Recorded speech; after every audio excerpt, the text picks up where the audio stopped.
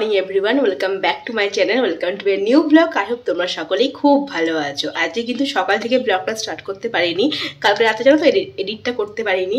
সকালে উঠে এডিট করে আপলোডে বসালাম, দেন ঘরগুলো পরিষ্কার করে স্নান সেরে তারপরে ভাবলাম যে ব্লগটা স্টার্ট করি। তো স্নানটা আমার দিয়ে কমপ্লিট হয়ে গেছে। তো চলো তাহলে ব্লগটা এখান থেকে স্টার্ট করছি, দেখতে থাকো আজকের ব্লগটা। আই হোপ তোমাদের খুব ভালো লাগবে। আগের ব্লগে তোমাদের বলছিলাম যে স্কুলের 25 বছর পূর্তি উপলক্ষে একটি প্রোগ্রাম বা একটা উৎসব হতে চলেছে। তো আজকে হচ্ছে সেই প্রোগ্রামের উদ্বোধন, মানে আজকে থেকেই শুরু। আর তার পাশাপাশি প্রোগ্রামের পাশাপাশি মেলাও বসেছে।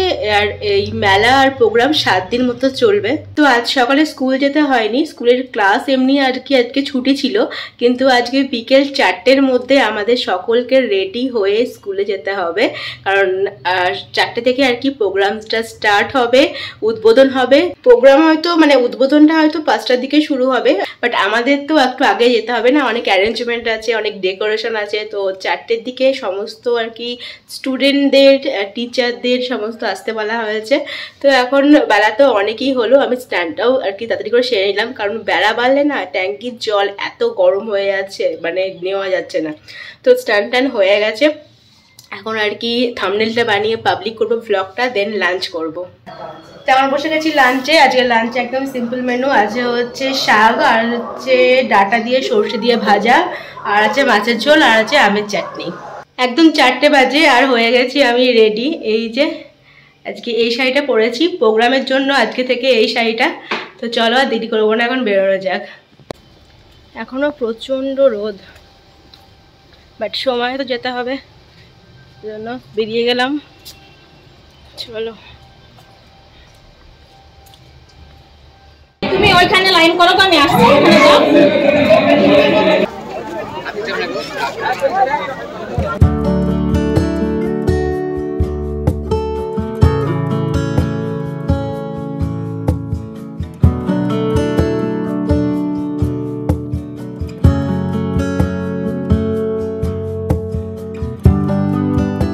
হারহারা স্মৃতিকা গানের করি কমলা নৃত্য করে।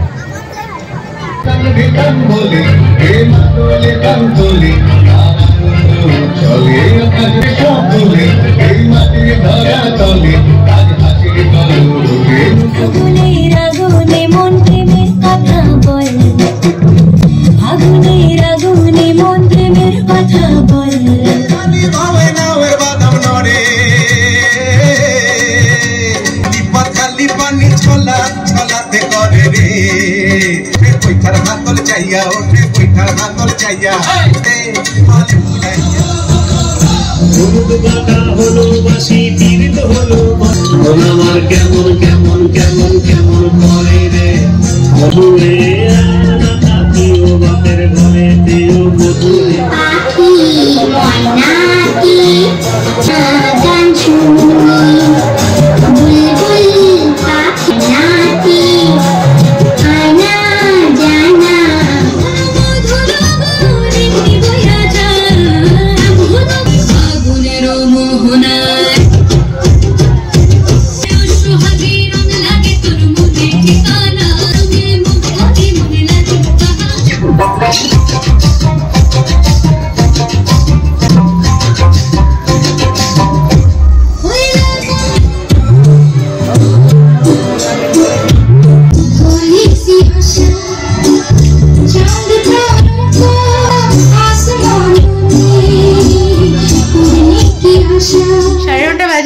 জাস্ট বাড়ি এসে ফ্রেশ হলাম, নাচের প্রোগ্রামগুলো কমপ্লিট করে তারপরে এলাম।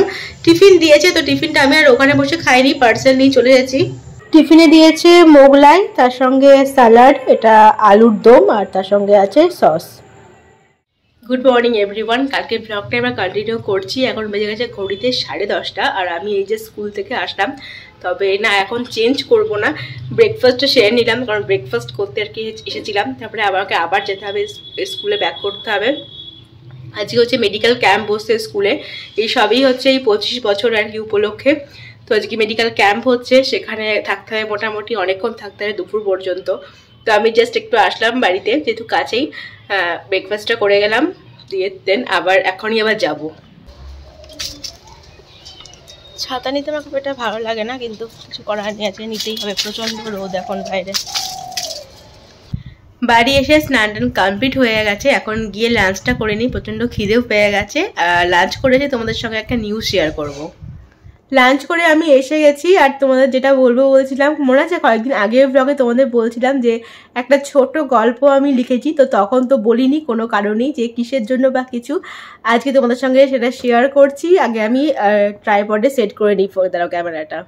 25 বছর পূর্তি উপলক্ষে স্মরণিকা নামে একটি পত্রিকা আর কি পাবলিশ করা হবে, তো সেজন্যই আমি ছোট গল্পটা সেখানে আর কি দিয়েছিলাম লিখে। অনেক টিচাররা লিখেছে, অনেক স্টুডেন্টরাও লিখেছে, অনেক কবিতা আছে, তার মধ্যে ছোট গল্প আছে। তো এইটা হচ্ছে স্মরণিকা। এর মধ্যে প্রচুর আর কি এরকম স্টুডেন্টদের লেখা, টিচারদের লেখা কবিতা আছে, ছোট গল্প আছে। তো এটা হচ্ছে পেছন দিকটা, আর এটা হচ্ছে সামনের দিকটা। আমার লেখাটা আছে কোন জায়গায় তোমাদের দেখাচ্ছি, দাঁড়াও। এই যে আমার লেখাটা আছে এইখানটাতে, ওদের পরে ব্যাক ক্যামেরা করে যদিও আমি দেখাচ্ছি। তো এই জায়গাটায় হচ্ছে আমার লেখাটা আছে। সেদিন তোমাদের কিছু পড়ে শোনাইনি, আজকে আমি তোমাদের পড়ে শোনাচ্ছি লেখাটা। ছোট গল্পের নাম দিয়েছিলাম সাধের বীণা। তো সাধের বীণাটাই তোমাদের এখন পড়ে শোনাচ্ছি আমি। মেয়েটি গান খুব ভালোবাসে, সকলেই তার গানের প্রশংসাও করে। তাই তো পাড়ার লোকেরা বলেন মা সরস্বতী স্বয়ং তার গলায় বিরাজমান। মা বাবা নাম রেখেছিল রুক্মিণী, তবে তার গানের সমৃদ্ধি এতটাই প্রশংসনীয় ছিল, ভক্তেরা তার নাম দেয় রাগিনী। যেমন ভালো গান গায়, তেমনি ভীষণ শান্ত স্বভাবের। উচ্চ বাক্যে কথা কেউ কখনো শোনেনি বলা যায়। তার এরকম স্বভাবের জন্য আত্মীয় স্বজনদের কাছেও খুব প্রিয়। এখন ক্লাস 12-এ পড়ে। পড়াশোনার পাশাপাশি গানটাকেও তার জীবনের অঙ্গ করে নিয়েছে। কিন্তু দোয়েল, রুক্মিণীর বান্ধবী, কখনোই রুক্মিণীর রাগিনী হয়ে ওঠাটাকে সহ্য করতে পারত না। মুখে কিছু না বললেও মনে মনে হিংসে করত। দোয়েল চাইতো না রুক্মিণীর নাম ডাক হোক, তাই সব বিষয়ে রুক্মিণীর সঙ্গে রেষারেষি করত। রুক্মিণী এখন বাংলা অনার্স নিয়ে গ্র্যাজুয়েশন পড়ছে। তার পাশাপাশি গানেও বেশ ভালো নাম ডাক করেছে। বিভিন্ন জায়গায় স্টেজ পারফর্মও করে, তবে প্রয়োজনীয় বাদ্যযন্ত্র কেনার সামর্থ্য ছিল না। তার বাবা একটা কারখানায় কাজ করে, পরিবারের চাহিদাটুকু মেটাতে পারে। তার পক্ষে মেয়ের জন্য বাদ্যযন্ত্র কিনে দেওয়ার সামর্থ্য ছিল না। রুক্মিণীর ভাই অনেক ছোট। স্টেজ পারফর্ম করে যা পায় সেটুকু দিয়ে সে একটা হারমোনিয়াম কিনেছে। রোজ সকালে সে গলা সাধে, সকালে উঠে রেওয়াজ করে, মায়ের হাতে হাতে কাজে সাহায্য করে, তারপর সে কলেজ যায়। আর যেদিন গানের অনুষ্ঠান থাকে, কলেজ থেকে ফিরে মাকে সঙ্গে নিয়ে অনুষ্ঠানে যাই। রুক্মিণীর গানের এবার 7th ইয়ার পরীক্ষা। তার এখন একটি বীণা খুব প্রয়োজন। অভাবের সংসারে বীণা কেনা তাদের কাছে স্বপ্নের মতন। কালী পুজোর এক প্রোগ্রামে রুক্মিণী গান করতে চাই। তুমি সন্ধ্যার মেঘমালা, তুমি আমার নিভৃত সাধনা। যদি আমার গলাটা ভীষণই খারাপ, যাই হোক। এই গানটি দর্শকদের খুব পছন্দ হয়। কমিটির সদস্যরা তাকে খুশি হয়ে অতিরিক্ত পারিশ্রমিক দেয়। সেই অনুষ্ঠানের মিলনদার সাথে রুক্মিণীর পরিচয় হয়। মিলনদা হলো মিলন ব্যানার্জি, কমিটির সদস্যদের মধ্যে একজন। কমিটির সদস্য হওয়ার সুবাদে অনেক অনুষ্ঠানে গান গাওয়ার সুযোগ রুক্মিণীকে করে দেয়। মিলনদার সাথে বন্ধুত্বের সম্পর্ক গড়ে ওঠে। কথায় কথায় মিলন জানতে পারে রুক্মিণীর আর্থিক অবস্থা খুব একটা ভালো নয়। গানের জন্য প্রয়োজনীয় বাদ্যযন্ত্র কেনার সামর্থ্য নেই। শান্ত স্বভাবের রুক্মিণীর আচার ব্যবহার মিলনের খুব ভালো লাগে। সোশ্যাল মিডিয়ায় রুক্মিণীর একটা অ্যাকাউন্ট ছিল, সেখান থেকে মিলন রুক্মিণীর জন্মদিনের তারিখ জানতে পারে। রুক্মিণীর 20 বছরের জন্মদিনে জীবনের দামি উপহারটা সে পায়। মিলন বাদ্যযন্ত্রের দোকান থেকে বীণা কিনে এনে রুক্মিণীকে সারপ্রাইজ দেয়। বীণা হাতে করে রুক্মিণী তার আর অশ্রু ধরে রাখতে পারল না, ঝরঝর করে কেঁদে ফেলল। তার সাধের বীণাটা সে খুব যত্নে রাখত, কাউকে হাত দিয়ে ধরতে পর্যন্ত দিত না। ইতিমধ্যে বাড়ির লোক রুক্মিণীর বিয়ে ঠিক করে ফেলে তার অজান্তেই। বাড়িতে বিয়ের তোড়জোড় শুরু হয়ে যায়, তবে রুক্মিণীর এই বিয়েতে মত ছিল না। কিন্তু তার কথা বাড়িতে কেউ শুনল না। শুভ দিন দেখে রুক্মিণীর সঙ্গে প্রতাপের বিয়ে হয়ে গেল।